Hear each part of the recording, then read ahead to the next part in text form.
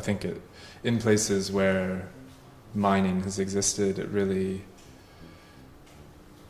I mean, obviously the content is it's immediate. It has everything to do with the people who are there. And I think for all of us, but much more so people who grow up in these communities, we all know what it looks like. We've all seen photographs of mining. We've seen documentaries about it. Again, it's been very well represented, but this particular film it's not a proposition that mining is a terrible thing, even though it is destructive, but we're all involved in it, so it's not my position to say that it's bad, even though it is bad.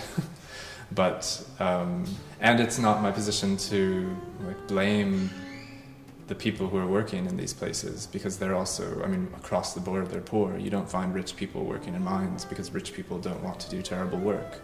So you find poor people who are willing to sacrifice a certain amount of family and health and security in order to get the profits of this system. In Serbia, they're actually making quite a bit of money, but the trade-off is that they live in this toxic environment, in this strange town that only exists to produce this material. So, and in the film, there are some questions as to whether these men would want their children to work there, and none of them do.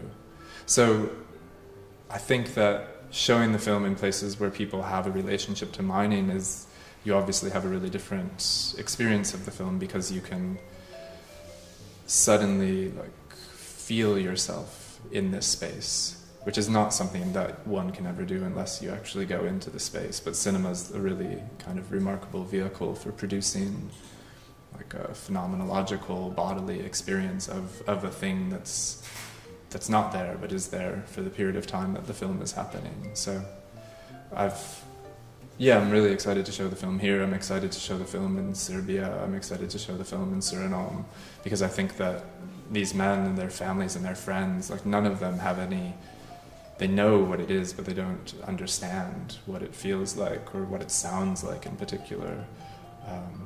So hopefully there's a larger conversation to be had, which isn't, I mean, I'm not making films to